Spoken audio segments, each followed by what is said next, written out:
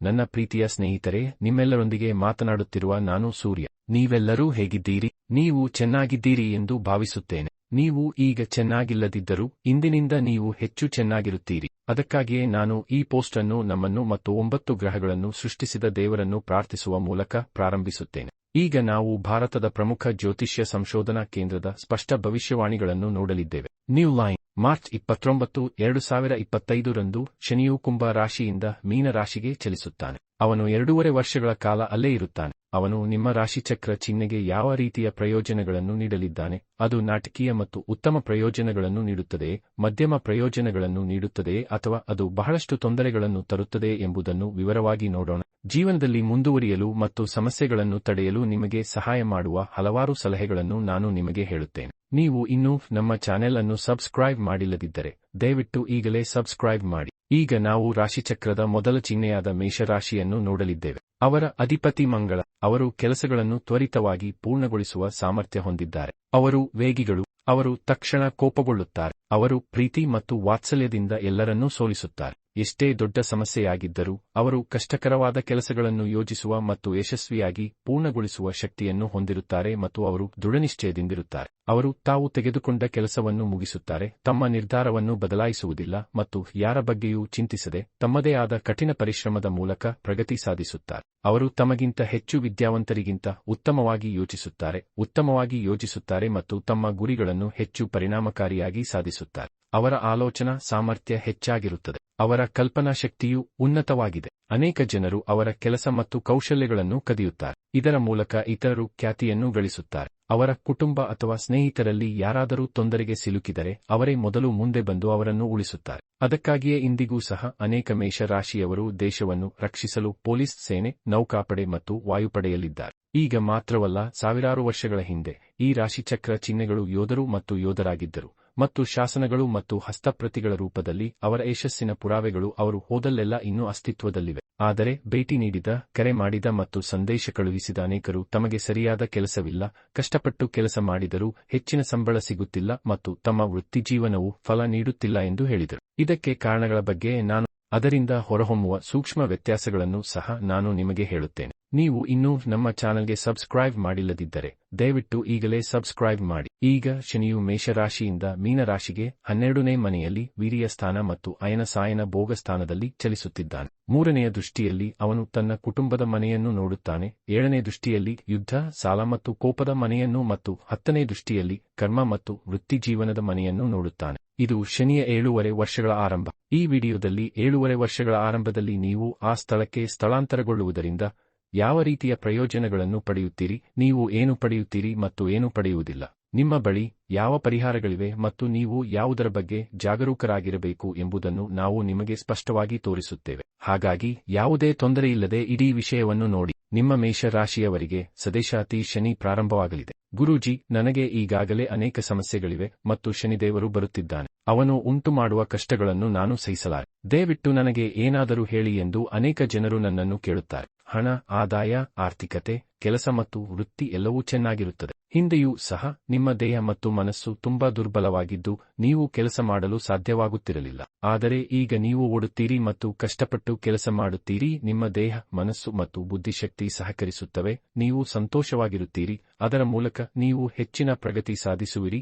ನಿಮ್ಮ ಪ್ರತಿಭೆ ಬಹಿರಂಗಗೊಳ್ಳುತ್ತದೆ. ನಿಮ್ಮ ಹಿರಿಯರು, ಮೇಲ್ವಿಚಾರಕರು, ವ್ಯವಸ್ಥಾಪಕರು, ಮಾಲೀಕರು ನೀವು ಯಾರೆಂದು ತಿಳಿದುಕೊಳ್ಳುತ್ತಾರೆ ಮತ್ತು ಇನ್ನೂ ಅನೇಕ ಒಳ್ಳೆಯ ವಿಷಯಗಳು ಸಂಭವಿಸುತ್ತವೆ. ಸ್ವಲ್ಪ ಭಯವೂ ಇರಬೇಕು, ಏಕೆಂದರೆ ಶನಿಯು 12ನೇ ಮನೆಯಲ್ಲಿದ್ದಾಗ ಯಾರಾದರೂ ನಿಮ್ಮಿಂದ ದಯವಿಟ್ಟು ನಿಮ್ಮ ಹಣವನ್ನು ನನಗೆ ಕೊಡಿ ಎಂದು ಕೇಳಿದರೆ ದಯವಿಟ್ಟು ಅವರಿಗೆ ಕೊಡಬೇಡಿ, ನೀವು ಮೋಸ ಹೋಗಬಹುದು. ಕಳೆದ 10 ವರ್ಷಗಳಲ್ಲಿ 99% ಮೇಷ ರಾಶಿಯವರು ವಂಚನೆಯಿಂದ ತಮ್ಮ ಹಣವನ್ನು ಕಳೆದುಕೊಂಡಿದ್ದಾರೆ. ಅದರಿಂದಾಗಿ ಸ್ನೇಹ ಮತ್ತು ಸಂಬಂಧಗಳು ಮುರಿದು ಬೀಳುತ್ತವೆ. ಹೊಸ ವಿಷಯಗಳನ್ನು ಕಲಿಯುತ್ತಲೇ ಇರಿ. ನೀವು ಮಾಡಿದ ತಪ್ಪನ್ನು ಮತ್ತೆ ಮಾಡಬೇಡಿ. ನೀವು ಈಗ ಹಣ ಕೊಟ್ಟರೆ ಅದನ್ನು ಮರಳಿ ನಿರೀಕ್ಷಿಸಬೇಡಿ. ಸಿಗುವುದು ಕಷ್ಟ, ಕ್ಷಮಿಸಿ ಎಂದಿಗೂ ಬರುವುದಿಲ್ಲ ಮತ್ತು ನೀವು ಬೇರೆಯವರ ಸಾಲಕ್ಕೆ ಸಹಿ ಹಾಕಬಾರದು. ಮದ್ಯ ಮತ್ತು ಕೆಟ್ಟ ಸಹವಾಸದ ಅಗತ್ಯವಿಲ್ಲ. ನಿಮ್ಮ ವಸ್ತುಗಳು, ಆಭರಣಗಳು, ವಾಹನಗಳು ಮತ್ತು ಇನ್ನೂ ಹೆಚ್ಚಿನದನ್ನು ಕಳ್ಳತನದಿಂದ ರಕ್ಷಿಸಿ, ಆದರೆ ಇನ್ನು ಮುಂದೆ ಯಾರೂ ನಿಮ್ಮ ಶ್ರಮವನ್ನು ಕದಿಯಲು ಸಾಧ್ಯವಿಲ್ಲ ಎಂದು ಖಚಿತಪಡಿಸಿಕೊಳ್ಳಿ. ನೀವು ಏನೇ ಮಾಡಿದರೂ ಅದಕ್ಕೆ ಖಂಡಿತವಾಗಿಯೂ ಪ್ರತಿಫಲ ಸಿಗುತ್ತದೆ, ಏಕೆಂದರೆ ಶನಿಯು ನಿಮ್ಮ ವೃತ್ತಿಜೀವನದ ಅಧಿಪತಿ.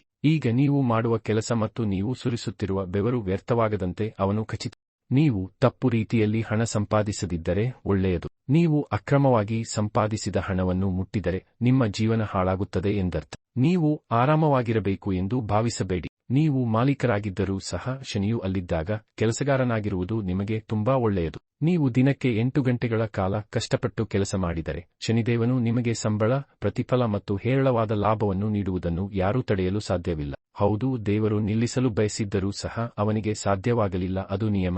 8 ಶನಿಯ ಸಂಖ್ಯೆ. ಅದೇ ಸಮಯದಲ್ಲಿ ನಾನು ಮೊದಲೇ ಹೇಳಿದಂತೆ ನೀವು ಆರಾಮದಾಯಕ ಮತ್ತು ಐಷಾರಾಮಿಯಾಗಿರಬೇಕು ಎಂದು ಭಾವಿಸಬೇಡಿ. ಯಾವುದಕ್ಕೂ ಕೋಪ ಮಾಡಿಕೊಳ್ಳಬೇಡಿ. ರೈತರು, ಆಹಾರ ಸಂಬಂಧಿತ ವ್ಯವಹಾರಗಳು, ಭೂಮಿಗೆ ಸಂಬಂಧಿಸಿದ ವ್ಯವಹಾರಗಳು, ಹೋಟೆಲ್ಗಳು, ಸೂಪರ್ ಮಾರ್ಕೆಟ್ಗಳು, ದಿನಸಿ ಅಂಗಡಿಗಳು, ಚಹಾ ಅಂಗಡಿಗಳು, ರಿಯಲ್ ಎಸ್ಟೇಟ್, ಕಟ್ಟಡ ಗುತ್ತಿಗೆದಾರರು, ಬಡಗಿಗಳು, ಮೇಸ್ತ್ರಿಗಳು, ಕಟ್ಟಡ ಪ್ರವರ್ತಕರು, ಕಲೆಗಳಲ್ಲಿ ಕಠಿಣ ಕೆಲಸಗಾರರು, ಪೊಲೀಸ್, ಮಿಲಿಟರಿ, ಅಂಗಡಿ ಕೆಲಸಗಾರರು, ವೈದ್ಯಕೀಯ ವೃತ್ತಿಪರರು, ಕಬ್ಬಿಣದ ಕೆಲಸಗಾರರು, ಟ್ರಕ್ ಚಾಲಕರು ಮತ್ತು ಈ ರೀತಿಯ ವ್ಯವಹಾರದಲ್ಲಿ ಕೆಲಸ ಮಾಡುವ ಪ್ರತಿಯೊಬ್ಬರೂ ಈ 800 ದಿನಗಳಲ್ಲಿ ಬಹಳ ಒಳ್ಳೆಯ ಸಮಯವನ್ನು ಹೊಂದಿರುತ್ತಾರೆ. ವಿದೇಶದಲ್ಲಿ ಕೆಲಸ ಮಾಡಲು ಅಥವಾ ಅಧ್ಯಯನ ಮಾಡಲು ಬಯಸುವವರಿಗೆ ಈ 800 ದಿನಗಳು ಅದ್ಭುತವಾಗಿರುತ್ತವೆ. ಅಧ್ಯಯನ ಮತ್ತು ಕೆಲಸದಲ್ಲಿ ಉತ್ತಮ ಪ್ರಗತಿ ಇರುತ್ತದೆ. ಅವಕಾಶ ಸಿಕ್ಕರೆ ವಿದೇಶಕ್ಕೆ ಹೋಗಲು ಹಿಂಜರಿಯಬೇಡಿ. ಇದು ಕುಟುಂಬ ಸಂಬಂಧಗಳಿಂದ ಉಂಟಾಗುವ ಸಮಸ್ಯೆಗಳು ಬಗೆಹರಿದು ಸಂಬಂಧಗಳು ಪುನಃ ಸ್ಥಾಪನೆಯಾಗುವ ಸಮಯ. ದ್ವೇಷವನ್ನು ಬಿಟ್ಟುಬಿಡಿ, ಅಪರಾಧ ಪ್ರಜ್ಞೆಯನ್ನು ಬಿಟ್ಟುಬಿಡಿ, ಏಕೆಂದರೆ ಅದರಿಂದ ತಪ್ಪಿಸಿಕೊಳ್ಳಲು ಸಾಧ್ಯವಿಲ್ಲ. ನಿಮ್ಮ ಮನಸ್ಸು ಮತ್ತು ಜೀವನವು ತುಂಬಾ ಸಂತೋಷವಾಗಿರುತ್ತದೆ.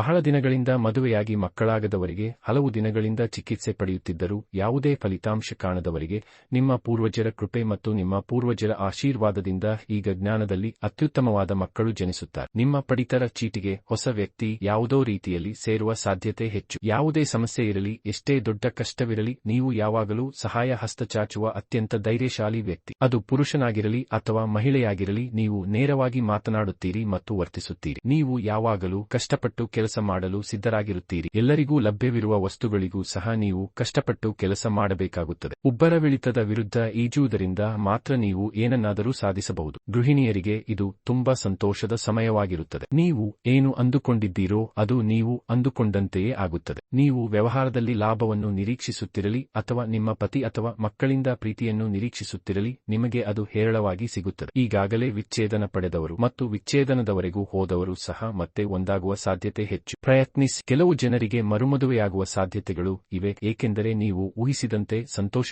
ರಾಜಕೀಯದಲ್ಲಿರುವವರು ನಮ್ರತೆಯಿಂದ ಹೆಚ್ಚಿನ ಪ್ರಯೋಜನ ಪಡೆಯಬಹುದು. ಇತರರಿಗೆ ಉತ್ತರಿಸುವುದನ್ನು ಮತ್ತು ಅವರನ್ನು ರಕ್ಷಿಸುವುದನ್ನು ತಪ್ಪಿಸಿ. ಸರ್ಕಾರಿ ಇಲಾಖೆಗಳಲ್ಲಿ ಗುಪ್ತ ಶತ್ರುಗಳ ಬಗ್ಗೆ ಎಚ್ಚರದಿಂದಿರಿ. ಗಾಸಿಪ್ ಮಾಡುವವರನ್ನು ನಿರ್ಲಕ್ಷಿಸಿ. ವಿದ್ಯಾರ್ಥಿಗಳು ಮರೆವು ತಪ್ಪಿಸಲು ಪ್ರತಿದಿನ ಓದಬೇಕು. ಸೃಜನಶೀಲ ಜನರು ಪ್ರತಿಭೆಯಿಂದ ಹೊಳೆಯುತ್ತಾರೆ. ನೀವು ಎಲ್ಲಿಗೆ ಹೋದರೂ ವಿರುದ್ಧ ಲಿಂಗದವರ ಬಗ್ಗೆ ಜಾಗರೂಕರಾಗಿರಿ. ಪ್ರಯಾಣದಲ್ಲಿ ಆತುರ ಇರಬಾರದು. ಹೊಟ್ಟೆ, ಮೂಳೆ, ಕೀಲು ಸಮಸ್ಯೆಗಳು ಉಂಟಾಗಬಹುದು. ಈ ಅವಧಿಯಲ್ಲಿ ಭೈರವನನ್ನು ಪೂಜಿಸುವುದರಿಂದ ಜೀವನ ಹಸಿರಾಗಿರುತ್ತದೆ. ನೀವು ಏನನ್ನು ಮನಸ್ಸಿನಲ್ಲಿಟ್ಟುಕೊಳ್ಳಬೇಕು. ಇಲ್ಲಿಯವರೆಗೆ ನಾವು ಸಕಾರಾತ್ಮಕ ವಿಷಯಗಳ ಬಗ್ಗೆ ಮಾತನಾಡಿದ್ದೇವೆ. ಆದ್ದರಿಂದ ನೀವು ನಕಾರಾತ್ಮಕ ವಿಷಯಗಳ ಬಗ್ಗೆ ಕೇಳಲು ಬಯಸದಿದ್ದರೆ ದಯವಿಟ್ಟು ವಿಡಿಯೋವನ್ನು ಮುಚ್ಚಿ. ಸಕಾರಾತ್ಮಕ ಶಕ್ತಿ ಹರಿಯಲಿ. ನೀವು ಕಚೇರಿಯಲ್ಲಿ ಆತುರ ಮತ್ತು ಅಜಾಗರೂಕತೆಯನ್ನು ತಪ್ಪಿಸಿದರೆ ನಿಮ್ಮ ಮೇಲ್ಧಿಕಾರಿಗಳಿಂದ ನಿಮಗೆ ಹೆಚ್ಚಿನ ಬೆಂಬಲ ಮತ್ತು ಸೌಕರ್ಯ ಸಿಗುತ್ತದೆ ಮತ್ತು ನೀವು ಚಿಂತನಶೀಲವಾಗಿ ಕೆಲಸ ಮಾಡಿದರೆ ನೀವು ಖಂಡಿತವಾಗಿಯೂ ತೃಪ್ತಿಕರ ಜೀವನವನ್ನು ನಡೆಸುತ್ತೀರಿ. ಬ್ಯಾಂಕ್ ಸಾಲ ಲಭ್ಯವಿದೆ, ಈಸಿಯ. ಬ್ಯಾಂಕ್ ಸಾಲ ಲಭ್ಯವಿದೆ, ಈಸಿಯ. ಅನಗತ್ಯ ಸಾಲಗಳನ್ನು ತಪ್ಪಿಸುವುದು ಉತ್ತಮ. ಇಲ್ಲದಿದ್ದರೆ